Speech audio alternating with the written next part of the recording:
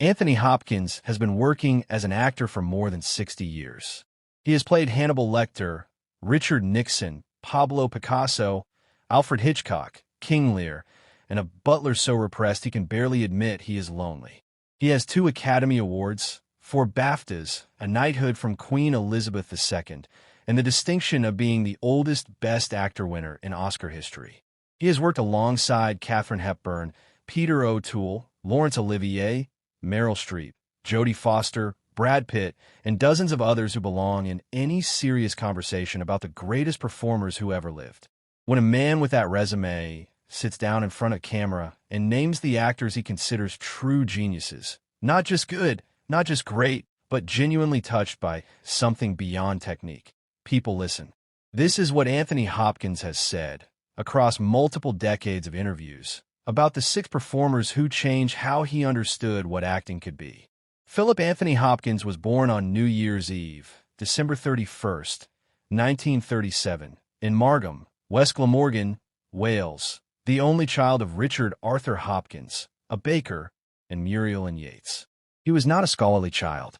He has described himself in interviews as almost entirely uninterested in school, disconnected from academic life in the way that certain kinds of intelligence simply refuse to operate within conventional structures. He was good at music and not much else, and spent most of his school years feeling like he was on the outside of something everyone else seemed to understand. The person who changed the direction of his life wasn't a teacher or a parent. It was his neighbor, the Welsh actor Richard Burton, who had already made his way from working-class Wales to the stages of London and the screens of Hollywood. A teenage Hopkins met Burton at a social gathering, and Burton looked at him directly and told him he should become an actor. He did not hedge or qualify the advice. He simply said it plainly. Hopkins has credited that single conversation, given by a man who barely knew him, as the moment his life acquired a direction. He enrolled at the Royal Welsh College of Music and Drama, graduated in 1957, completed 2 years of national service in the British Army, and then moved to London to study at RADA, the Royal Academy of Dramatic Art, from which he graduated in 1963. In 1965, something happened that would prove as important as the Burton conversation. He was spotted by Laurence Olivier himself, the most celebrated British actor of the 20th century, who invited him to join the Royal National Theatre in London. Hopkins became Olivier's understudy. He took over from him when Olivier fell ill.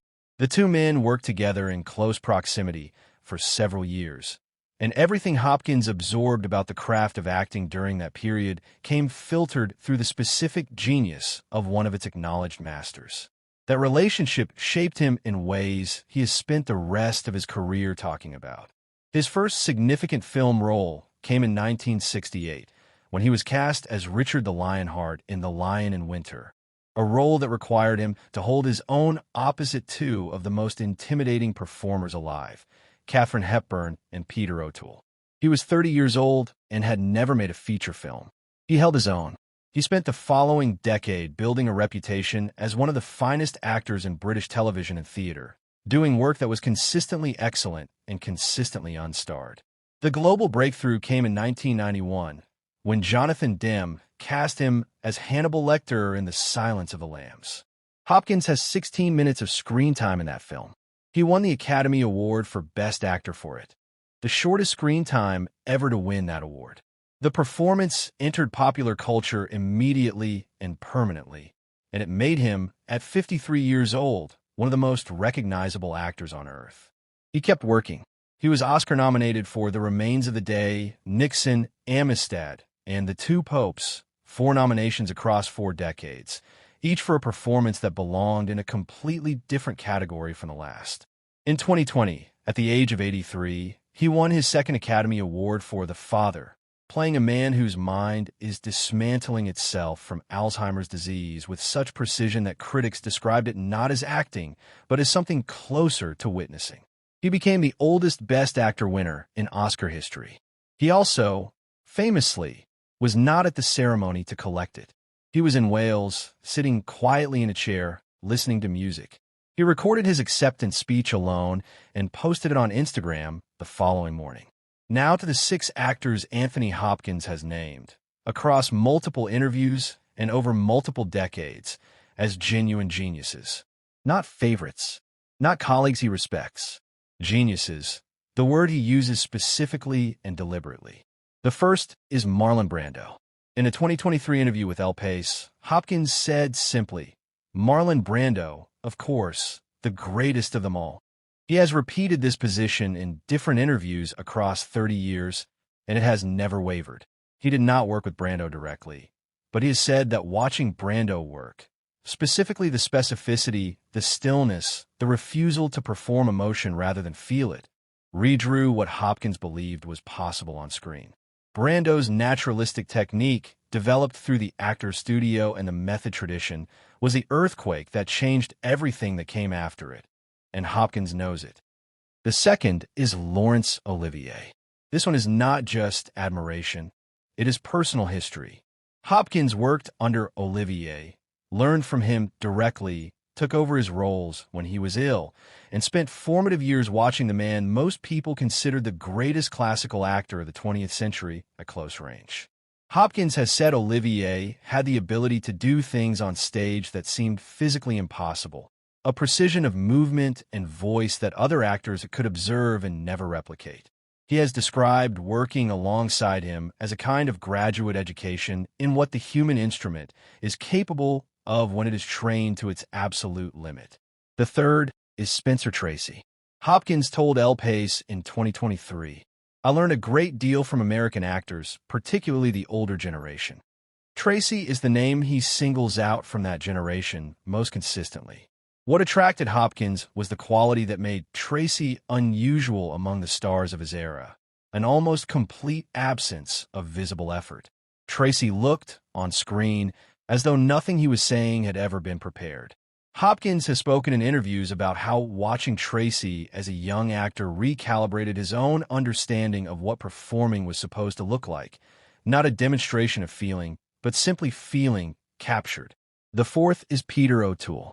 Hopkins and O'Toole met on the set of The Lion in Winter in 1968, and the encounter was not gentle. Hopkins has described O'Toole at that period as electrifying and frightening in equal measure, a man who seemed to generate a kind of dangerous energy that no amount of technique could replicate, because it wasn't technique at all. It was something older and less controllable. The fifth is Dustin Hoffman. Hopkins has named Hoffman specifically and consistently when listing the American actors he considers genuinely great, placing him alongside Niro and Pacino as the generation that picked up what Brando started and carried it forward. Hoffman's obsessive commitment to preparation, the legendary level of immersion that produced Midnight Cowboy, Kramer vs. Kramer, Rain Man, and Tootsie, is something Hopkins respects even when he doesn't share it. Hopkins himself is famously the opposite of a preparation actor. He has said in multiple interviews that he learns his lines until they are automatic, then simply shows up and responds. Hoffman builds a character from the outside and over months. Hopkins finds the character in the moment of filming. He respects that Hoffman's method produces what it produces. He considers the results genius. The sixth is Robert De Niro. Hopkins places De Niro alongside Brando at the apex of American film acting without hesitation.